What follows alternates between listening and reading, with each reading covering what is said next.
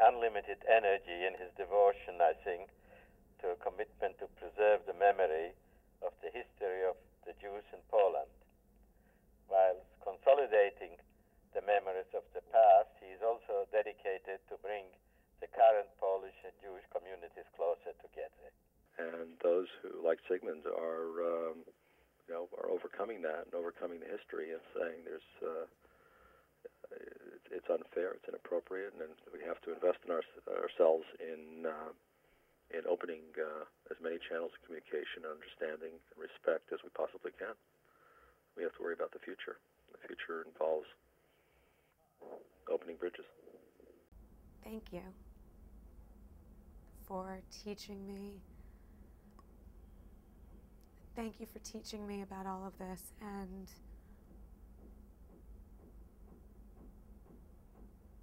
just thank you.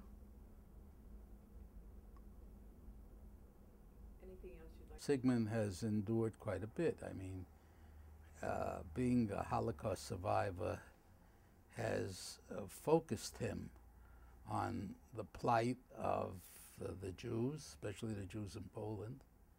And I've known him all these years. He's a very gutsy guy, very strong-willed. His goal is to show a much wider range, a much more diverse, a much more pluralistic Jewish world. It was a rainy, miserable day during Pope Benedict XVI visit to Auschwitz-Birkenau when you come up to the Pope and presented him with a book. You, a Jewish American from Częstochowa, the Holy Shrine of Polish Catholics, presented the German Pope an album about the life of Jews of Częstochowa before the Holocaust. As if this accumulation of symbolism was not enough, that very moment the sun shone throughout the clouds and a magnificent rainbow appeared in the form of a giant arc, as if showing the way to heaven. Thank you, Zygmunt. I hope they keep on doing it to teach a lot of people about Częstochowa and Poland. I admire him very much.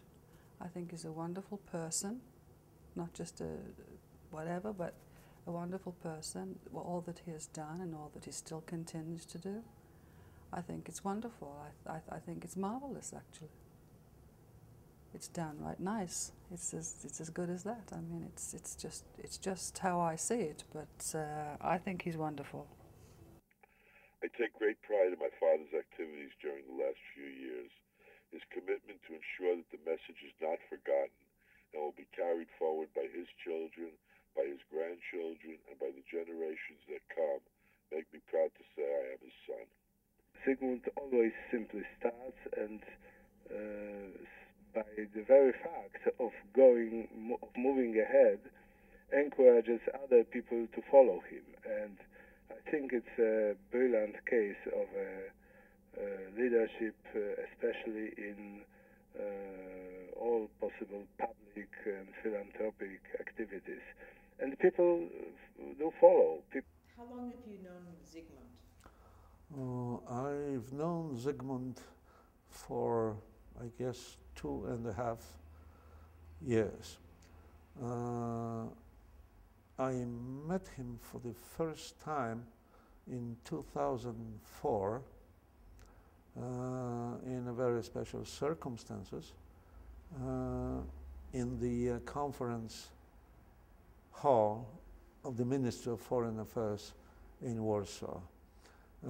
A group of American Jewish business people, philanthropists, and the strong supporters of the idea of the Museum of History of Polish Jews, which will be soon constructed in Warsaw, came to Poland, and Zygmunt was among them. And I think it was the first time we were introduced to each other.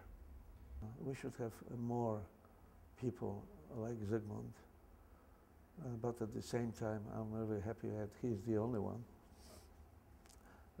his role, his significance in bringing a new wind, fresh blows into the Polish-Jewish relations cannot be really neglected. And the type of his commitment in any form, also material, financial, there's no limits. And wherever I go to Poland, I can feel more and more Zygmunt's presence up there. He's become really a statesman, a nobleman of building bridges. I spoke before. So in this particular sense, Zygmunt forms crème de la crème of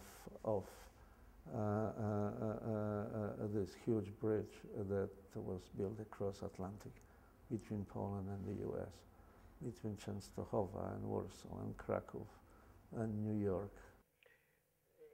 Absolutely sure that only people with great imagination and with a great spirit are really tolerant people. This is why I like him. Ma on w sobie umiejętność poprowadzenia za sobą ludzi, by wspólnie realizować działania. Jest także znakomitym organizatorem, do tego potrafi swoje marzenia zmieniać w rzeczywiste osiągnięcia. Prywatnie przy tym jest człowiekiem taktownym i skromnym, a przy tym zakochanym w Częstochowie, tej swojej młodości i tej obecnej. He was given another chance in life, and he uses that God-given gift not only for his devotion to family, to Israel, the Jewish people, but also to build a bridge between, yes, new Poland and the United States, and specifically between the two Jewish communities. How did you meet Zygmunt? Zygmunt just joined the Park East Synagogue, and actually I bonded with him because I'm a Holocaust survivor. And I survived the Holocaust in Budapest, Hungary, thanks to the hero diplomat of the Swiss Consul General in Hungary. So that immediately bonded us in terms of the losses we sustained, and also the God-given opportunity to start life anew and to build anew. So there are quite a few other members of the synagogue, first generation Holocaust survivors or second generation, so he was very much at home. Understandably. How would you describe Zygmunt as a person in the community in New York and the Jewish community, the Polish community in and around New York?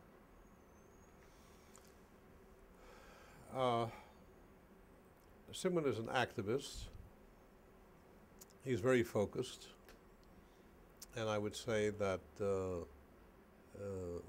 the focus on Częstochowa and to keep the memory of the Shoah, that is very much a preoccupation of his, and for that he is very much respected.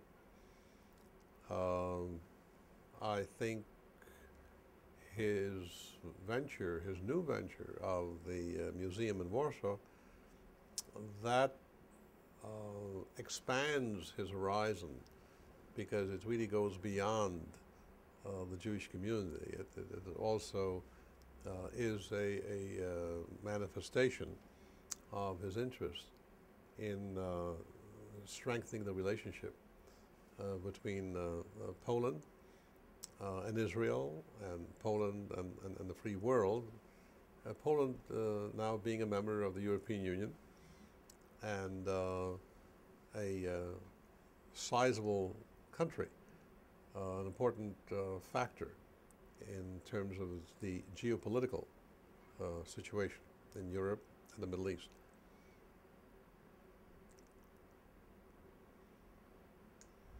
From your international experience, how important do you think it is to have an individual who can be a bridge between Polish and American communities, as well as the American Jewish, Polish Jewish communities?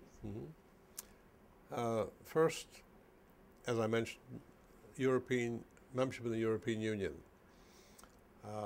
Poland has a seat at the table in deciding the European Union policy, particularly in terms of Middle East and other parts of the world.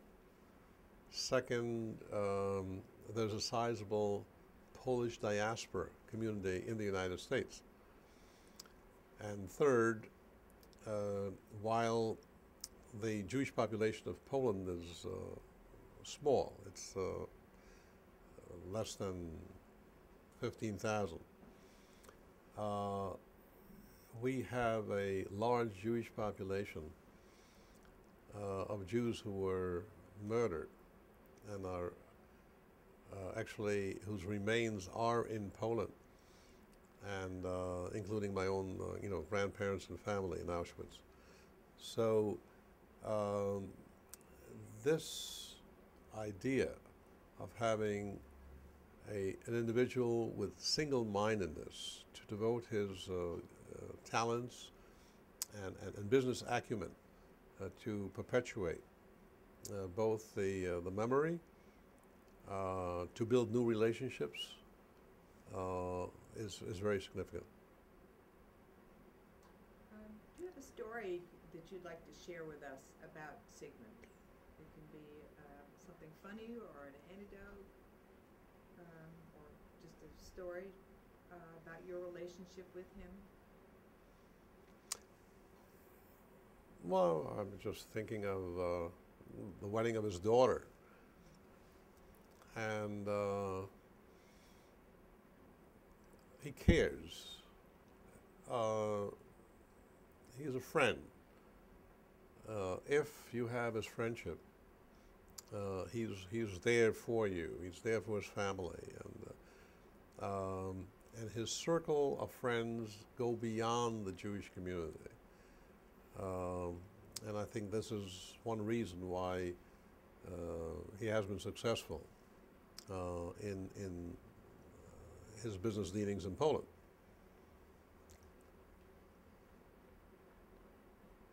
Can you tell me more about Sigmund's involvement with the Museum of the History of Polish Jews?